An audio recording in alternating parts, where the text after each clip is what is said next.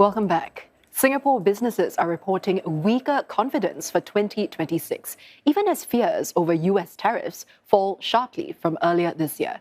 A national survey released by the Singapore Business Federation has found that only 4% of companies are seeing higher profitability. So, how are companies charting the way forward? Caitlin Ng has this report. For noodle manufacturer Tan Seng Kee, slowing local demand and rising costs have become the new normal.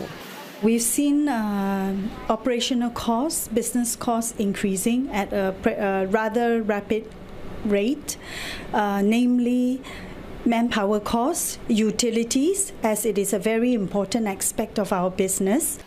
Ms. Tan says the business is moving more cautiously, and she's not alone. Nearly 4 in 10 SMEs like hers anticipate a deterioration in the economic climate next year, a larger share than among big companies. Overall confidence levels measured by the Business Sentiment Index fell to 52.2 points in the third quarter, a steeper fall than the dip seen between the first and second quarters. The regulatory environment is still uncertain. The things may change along the way, and therefore businesses are sort of holding back and having a wait-and-see attitude. But sentiments are uneven across sectors. Banking and finance is more upbeat, while the tech sector sees a contraction in hiring outlook. AI in particular has a very transformative effect. On one hand, there are some opportunities we can look forward to, but on the other hand, the question is how do we get there? And when we get there, what will it be like? Amid uncertainty, one analyst notes that firms are looking outward and focusing on opportunities within ASEAN. So that is part of that, in a way, the restructuring, right, of global supply chains that are happening, and that we, meaning the Singapore companies, have to be part of in order to sort of adapt to some of these changes.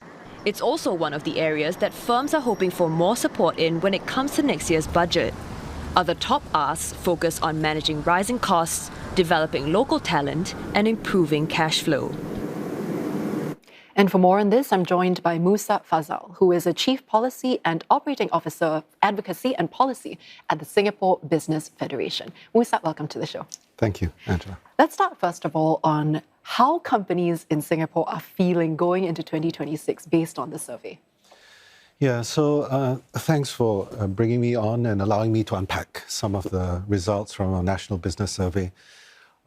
So our survey is done quarterly, and one of the key components of the survey is this Business Sentiment Index, where we basically ask businesses what's their outlook across 7 dimensions, including profitability, cost, hiring, their utilization of operational capacity, and we create this composite score. And if you look at the trend over the course of the year, it's been a downward trend in terms of this score. But in the last quarter, there has been a 3-point decline compared to a 1-point decline in the previous quarter. So we do see business confidence is dipping. A couple of reasons for this, I guess. One is geopolitical tensions, right? That's creating a lot of uncertainty in the business environment.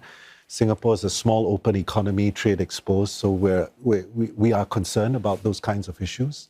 And then cost pressures, which I think was mentioned in your story earlier. And a lot of businesses face a lot of issues with regards to costs. Yeah, and particularly the small and medium enterprises, the SMEs are a lot more downbeat than the big companies.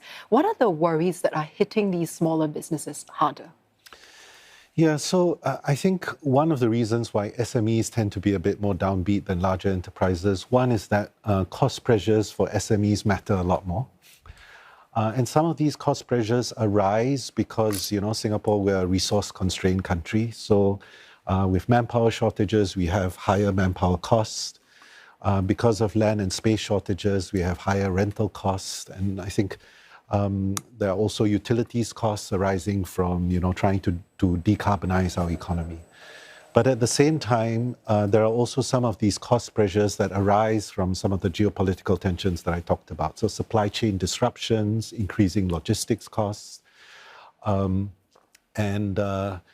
some of these things are affecting SMEs, and they affect SMEs more than larger enterprises. At the same time, I think for a lot of SMEs, it's harder for them to maybe pass through some of these cost increases in terms of prices to their consumers relative to larger enterprises, harder to renegotiate contracts with their suppliers relative to their larger enterprises. Yeah, so how is all this then affecting SME hiring plans, for example, or wage growth, or even job security on the part of the workers? Yeah, so I think one of the things that we find across this survey and several of the other surveys that we've done this year is that a lot of companies say that in view of the uncertainty, they're planning to freeze hiring.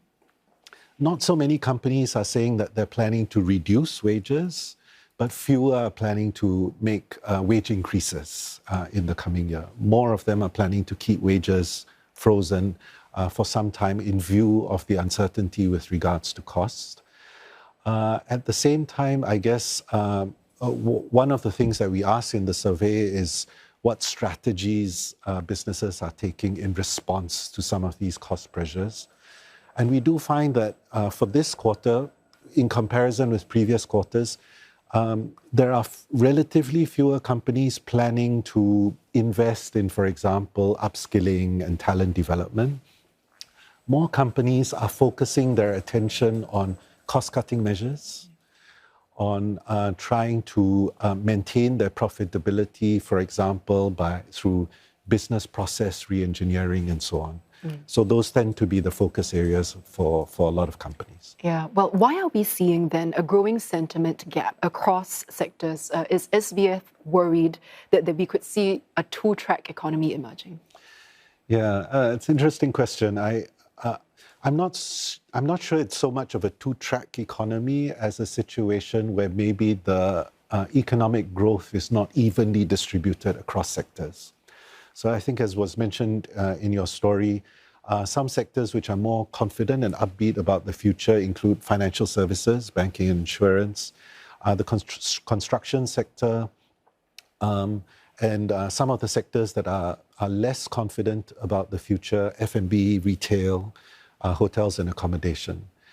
But at the same time, I have to say that the results also show us that even in the sectors that are more confident, they also have challenges. So in banking and insurance, they also have challenges with manpower. They also have challenges with upskilling their workforce in order to cope with disruptive new technologies that are coming on board.